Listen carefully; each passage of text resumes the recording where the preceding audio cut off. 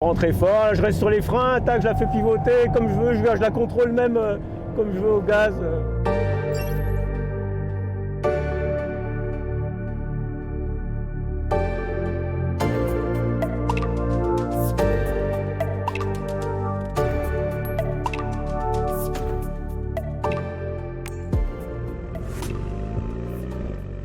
Bienvenue à bord de cette toute nouvelle A110R que je vais te présenter. Donc, je m'appelle David, j'ai fait la mise au point châssis de cette belle voiture. J'ai eu la chance de travailler pendant de longues années sur la voiture. Donc pour ça, on a revu entièrement le châssis, tout ce qu'on appelle nous le métallique, barre anti-dévers, ressort. Donc on est parti sur un typage anti-roulis beaucoup plus axé sur la performance, plus revu comme le châssis Alpine, donc plutôt fun. Tout ça pour être très efficace dans tout ce qui est virage serré. Et après on a retravaillé toute l'aérodynamique pour avoir une voiture beaucoup plus stable à haute vitesse. Donc au début là on est quand même équipé de Pilot Sport Cup 2, donc qui demande d'être un petit peu mis en température. Donc on va faire un petit tour de chauffe. Donc, tu vois, donc, on a l'honneur aussi de vous présenter cette voiture sur le magnifique circuit de Jarama, un circuit très technique avec des parties très techniques où il faut vraiment rester sur les freins pour placer la voiture, ou comme dans sa grande courbe d'Alop qui demande beaucoup de stabilité.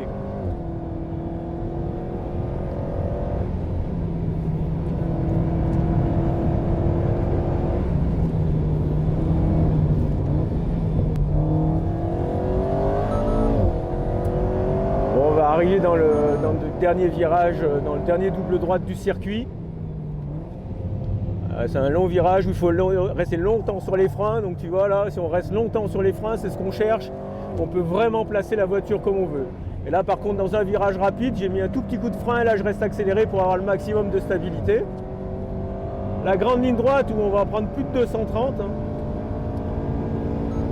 Et là ce qui est vraiment sympa dans la voiture, c'est qu'on a vraiment amélioré aussi le refroidissement. Donc on a des freins hyper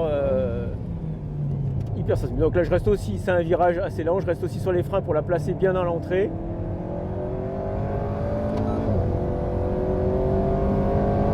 Là on va pouvoir voir tout le grip du PS Cup, ça passe assez fort. Ça freine fort, hein, comme tu vois. Là un virage lent, je place la voiture, je la laisse dériver comme je veux, je contrôle. C'est vraiment au choix du pilote, quoi.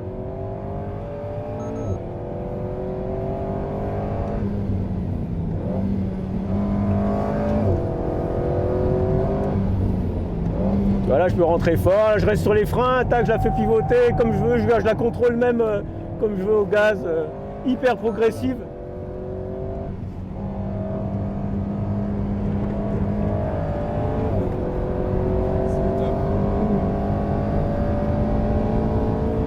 On a 200, 210, 220. Ça freine fort, il ne faut pas hésiter à vraiment taper dans les freins, faire un petit freinage dégressif. Là je reste sur les freins. Ouais. On utilise toute la piste.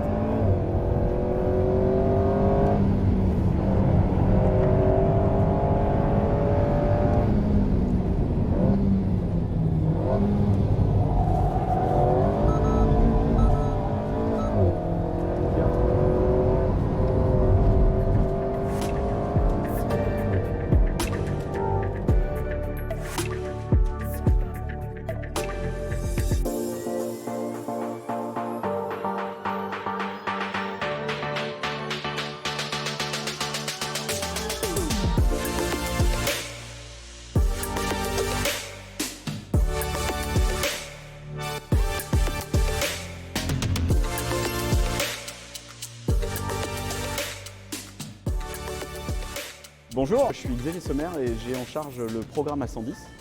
Alors la 110R, ce qu'on a voulu, c'est effectivement faire une voiture assez différente de ce qu'on proposait pour la 110S. L'idée en fait sur la 110S l'année dernière, c'était de proposer une voiture qui soit sportive sur la route et crédible sur la piste.